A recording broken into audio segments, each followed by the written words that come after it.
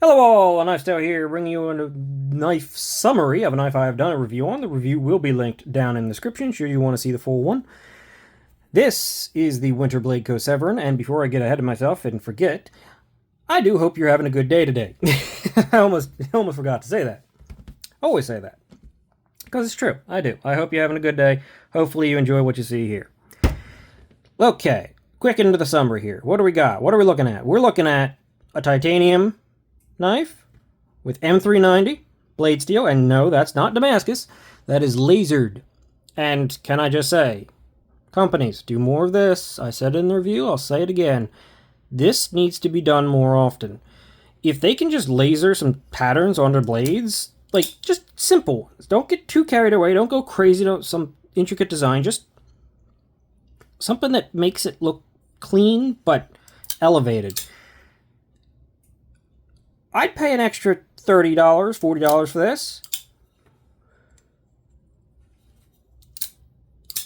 On a reasonably priced knife? Yeah, 100%. If it doesn't cost that much, even better. I mean, if you can do it in-house, I mean, I believe this is Best Tech made. Yeah, consider it. This is good. This is really good. It's a little different, you know? It opens up some new possibilities. Allow you to leave certain knives just like plainer here because you got a little bit more going on up there. I think there's some potential here. But this thing is on bearings. It is a reverse flick monster, and it has a thumb stud that is reversible via a magnet that you just push back out on this side from that side. Though the reverse flick is better than having that there. Having the stud there, and the thumb flick is better with the stud on this side, so I think I just lost power.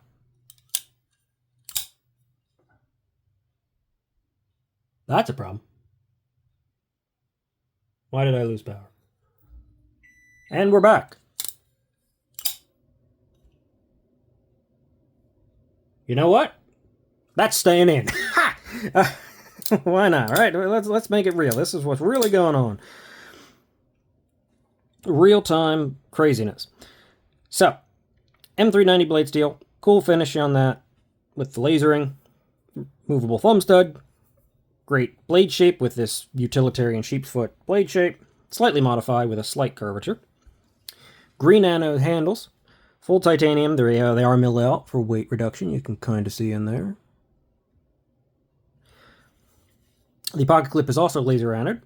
The name is printed on the knife, which normally I wouldn't really like, especially there, but, I mean, it kind of goes with the full futuristic-ish kind of 90s futuristic aesthetic. I mentioned that in the full review, that that's sort of what this reminds me of. And most Winterblade Co. knives do have the same aesthetic, so you either like it or you don't. Pretty much, those are your options. Like it and get it, or don't. This particular one is centered with no play. Yes, it's centered. For a second there, it looked like it wasn't. And the real showstopper here is this sort of take on a crossbar shark lock kind of style thing. It uses a spring that pushes from behind, like the shark lock or the lock on the Anthem, instead of a omega spring, to push this material behind the knife tang, which sits right here. That prevents it from closing, and in the open position, it slides right up behind that tang to create your sort of detent. It is, like most of these sort of locks, relatively light on the detent, though this one is on bearings and does carry out perfectly fine with very little effort. Another part of the showstopper here, and this is my favorite part other than the blade finish, and that's this little tab right here. This little tab is a spring-loaded, well, what does that look like? It reminds you all of a sudden of a lot more like a shark lock, doesn't it? Except this shark lock, instead of having that little dorsal tab sticking up, goes almost flat when it's not being used. Because of that spring loaded, it pulls back out. of the way. And that's really nice. Like, this is probably the best combination that you're going to get. Not only do you have the axis style or crossbar style lock, but you have this little sucker here doing its thing that is really just super intuitive. You can use it. It looks like it's going to be a lot harder to get to, but it's nicely jimped. It actually provides a tiny bit of traction if you push directly into it. Like, that's actually grippy. And because they give you a little bit of like a landing zone or on a normal knife where they widen things out, with this just a little tiny bit of sticking out, it's super, super easy to access. And just one of the standout features here, in my opinion. As simple as that seems.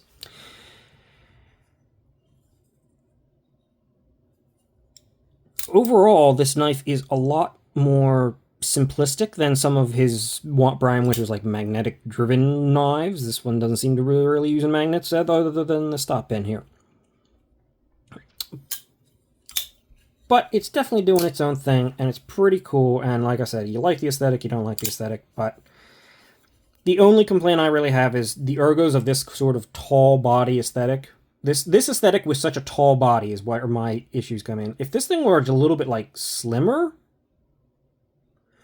I think I'd like it a little bit more. Not that I dislike it, but I think I'd like it a little bit more. And like, I mean, just some of the angles aren't exactly meeting up to be as obviously comfortable as you could get. It's not a super comfortable knife, but it's not an uncomfortable knife. You can definitely get in there as long as you figure out where you want to put your fingers and everything. It's fine. The ergos are good. It works. It functions. It's comfortable enough. But I would like to see maybe just a slimmed down version of this a little bit. See if that actually helps things a little tiny bit. I think it would, personally. But what do I know? Other than that, as I said, this is surprisingly quick and straightforward for a knife that is doing some interesting innovations.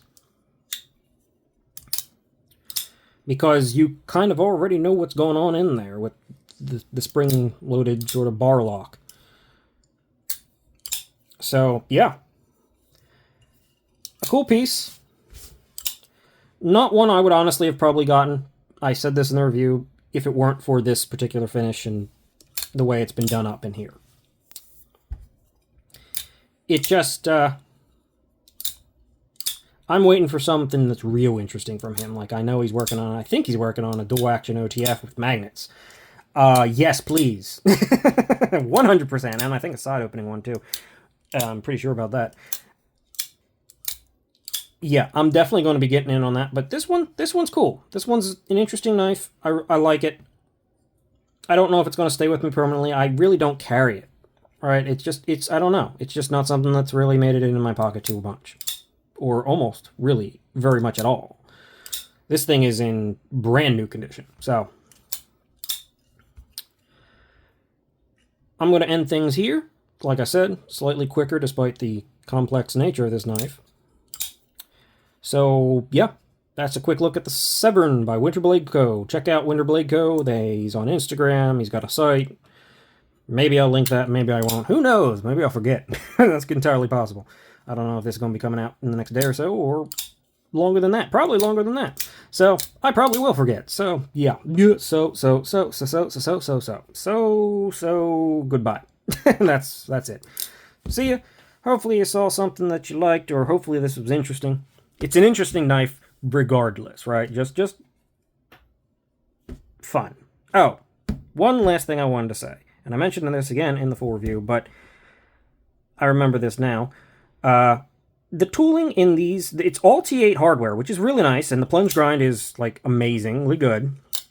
So it's great, but the T8 hardware is kind of shallow. It's not tooled very deep. Like, it doesn't go in very deep. It's fine, it works, it's T8, it's solid, but I wouldn't mind seeing a little slightly deeper tooling on knives. I know Bestech can do that. I mean, they've had other knives, but yeah. This one is sort of a mid for me, but it's still cool. Wouldn't have gotten it otherwise, and I would like to say thank you for watching, and I will see you guys in the next one. See you later.